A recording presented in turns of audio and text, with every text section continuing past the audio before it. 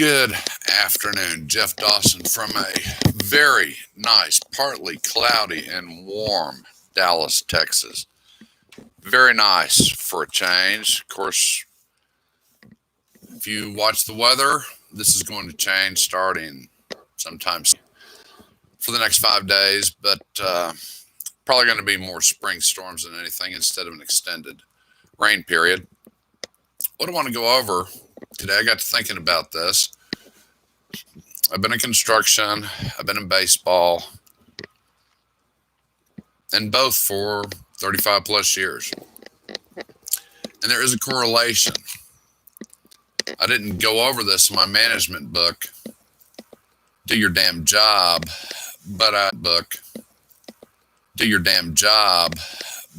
got to thinking on an article I read on LinkedIn last week, and people were talking about you need to be quiet during meetings because the quiet ones are the ones to watch out for. And I commented on that. And then there was another one about being kind and honest. And this one kind of struck a chord, and I let it twirl around for a while and said, okay, there is a correlation between the two, and I just have to put it together. I did respond to the article, and some people agreed with my response and some didn't, because how many opportunities do you give a person that you have hired to do a job, whether it's 60, 70, 80, 100, 100,000 plus a year? How many opportunities do you give them before you finally just have to say, you're out of here? And that's what I got thinking about. I umpired for, about 20 years before I had back surgery. Then I had eye surgery. And let's just say neither of those are conducive to being a fully functioning umpire. Hopefully someday this will clear itself up and I can get back. But this article that I was reading, and I believe it came out of Forbes, about being nice and honest. Okay. I was calling a championship game in Tulsa, 12-year-olds. Doesn't matter on the age group because it is a tense situation. In Little League Tulsa, you are not allowed to throw out parents.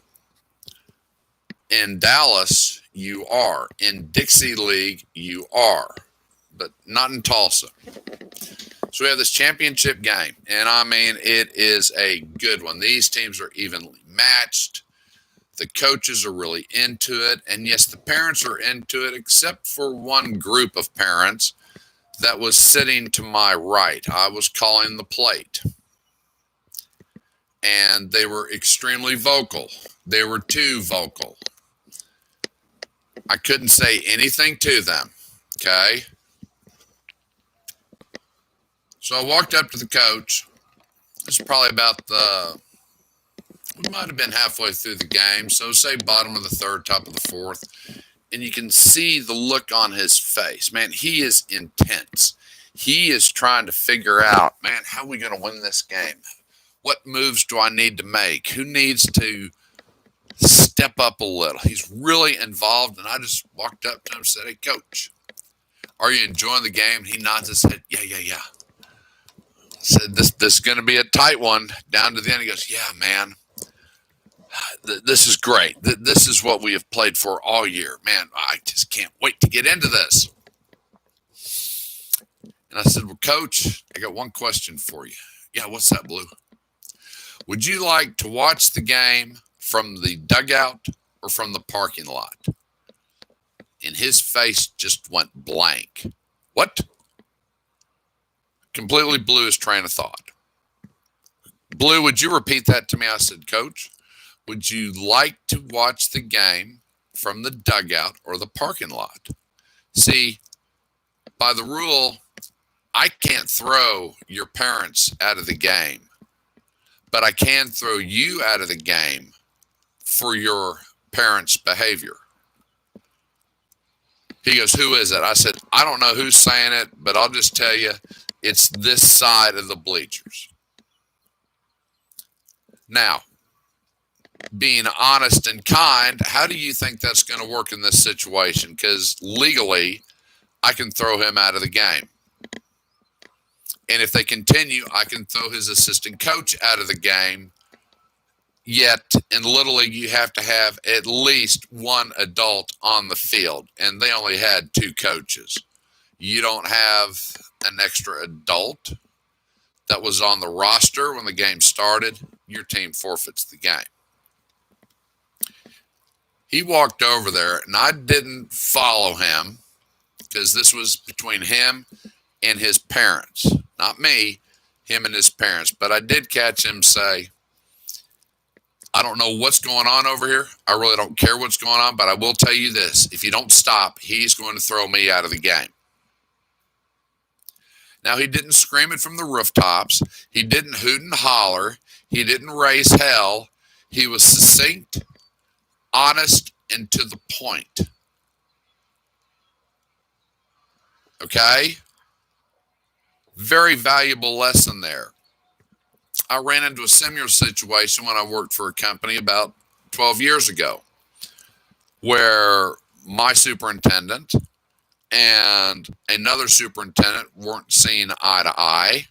In fact, this other superintendent was taking pictures of guys that were working. He pissed off my superintendent to the point that he was ready to quit. He pulled into the yard, mad as a hornet, ranting and raving. I said, hang on.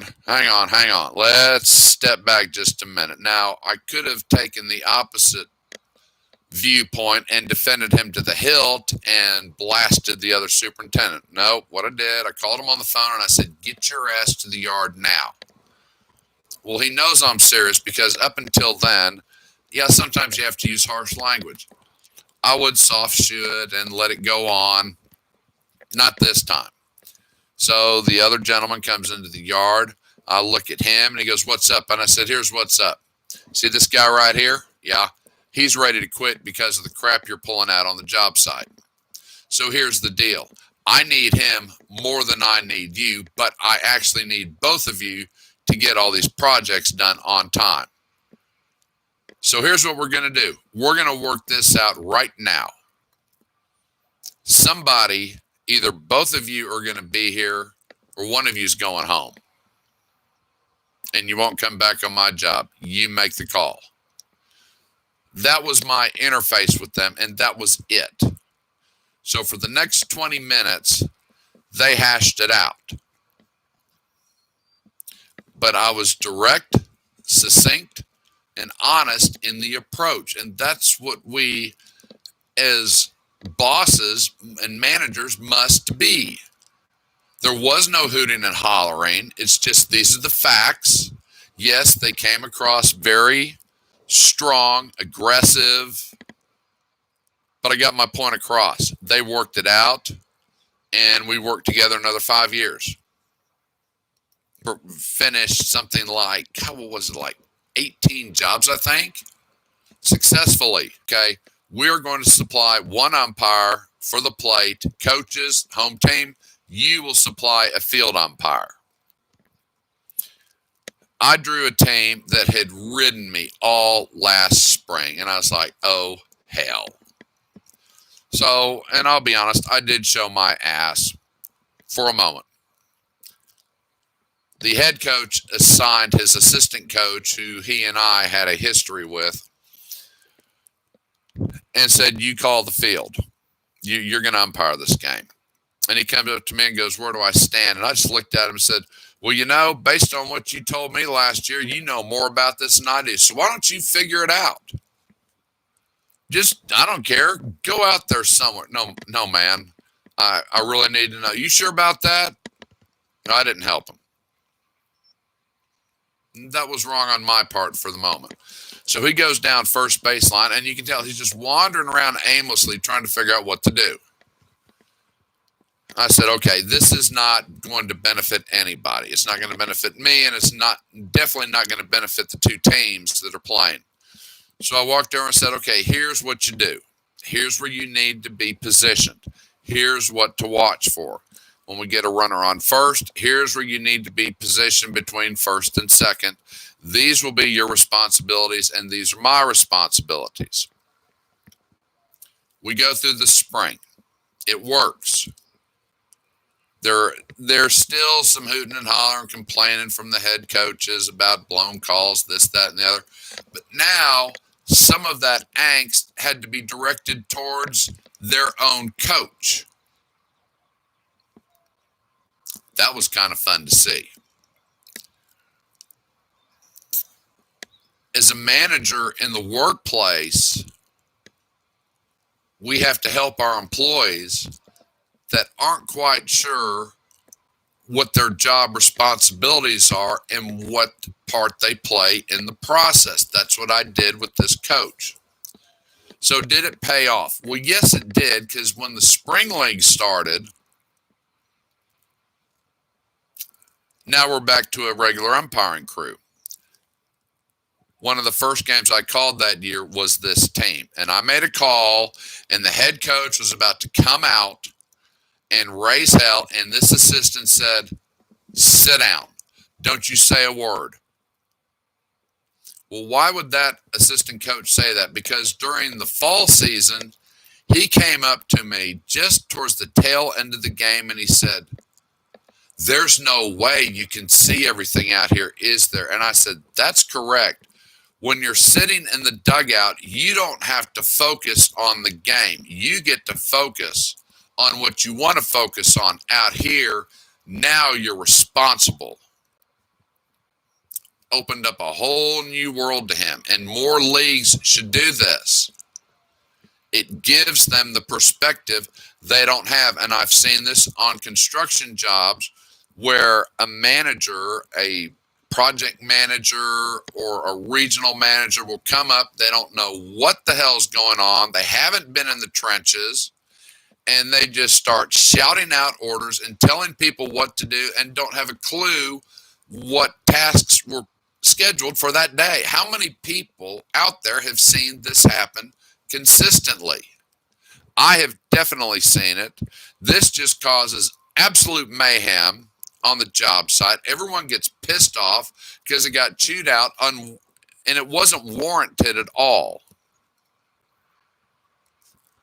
And that reminds me of a time the owner of the company came out, and I was working on a piece of equipment, and he called me up and he said, "Hey, why did the lights go out over here at Greenville and 635? Is anybody working there?" Well, no, I hadn't scheduled anybody to be out there. Okay, well, I just want to make sure nobody was hurt. Come to find out, there was a crew working out there. They weren't scheduled to be there, and they did cut a line to the lights. Now, that was a learning experience because I was wrong, but I had my schedule in front of me. I knew what we were supposed to be doing. So when that foreman came in, did he come? No, I went out to the job site. I said, "What are y'all doing over here?" "Oh, well, we forgot to finish this up from yesterday or the day before." And I said, "You told me it was done." Well, that fault fell on me for not checking their work. I know it's not always possible to check everything our employees do, but I learned a valuable lesson there. Make sure they've done what they're supposed to. Now, if you have to do it every day, obviously you have the wrong people there, and they need to go. And the same is true in baseball. If you have the wrong players in a position, make a change. I don't care if little Johnny or Susie says, "Well, this is the only position I've played." If you've watched them make consistent errors and it's hurting the team, they are hurting the team. They're hurting the morale of the team. And we've all heard it from parents and players that's the coach's kid. And they can do what they want to. Well, my message to you guys that are coaches and your kids play, is your child in the right position? Are all of your players in the right position? I've seen it one too many times where you have the wrong player at the wrong position. And I've seen it in business and construction. You got the wrong people on this task. This is not what they're good at. They're going to fail. But those messages were given succinctly and honestly to the people that I had to answer to or talk, whether it was a coach. I'll get to the parents in a minute, or a boss. You don't have to get all riled up, but you do have to be honest at times. Because if you're not, nobody gains. Now, when it came to parents, and I will make the correlation of them to a errant employee, which I've had many. I had this one guy that every pitch, he just ragged on me. He didn't like anything. And I could see it in the team he was supposed to be supporting. When they started looking at me on a called strike or a ball, it's like, okay, we got to stop this right here. So at the half inning, went to the backstop and looked at the guy and said, "You enjoying the game?" And he goes, "Yeah." "You want to watch it from here or you want to watch it from the parking lot?" "Well, what do you mean?" Now, I'm not yelling at him. I'm not pointing him out. If anybody knew what we were talking about, they had to have been sitting right there, but I don't recall anybody doing this. And I said, "Look, all of your comments, these players are starting to listen to it, and now they're starting to question my strike zone. That's not what we're here for. If you want to cheer your team on, that's fine. But if you want to spend your time wearing me out, you have a choice. Where you're sitting or the parking lot. And I will trust your judgment." Guess what? We had a great game because he listened. But I was kind, succinct, and honest with him. I was direct. He got the message, it was received, and we moved on. Now, I've had employees where that seems to be a foreign message at times, and direct, succinct, kind, honest, and it wouldn't take. Well, what do you do when it doesn't take? "I'm sorry, you're gone. You're fired." You don't have to hoot and holler. You don't have to slam your fist on the table. I've seen that before. You don't have to cuss somebody out, especially if you're letting them go. You don't always have to thank them for their service, because if they were just costing you money, then it's time to cut the purse strings and say, you might be able to do it for somebody else, but I'll tell you this, you can't do it here. So it can be accomplished. And I learned this in baseball. I've learned this managing construction projects and people. They do go hand in hand. Because when it comes down to it, we all, for the most part, want to be kind, succinct, and honest. And it's not that hard to do. It does take a little bit of practice, but it can be done. And when you do that, I would like to say 95% of the time, you will get the results that you are seeking. That's all I've got for that.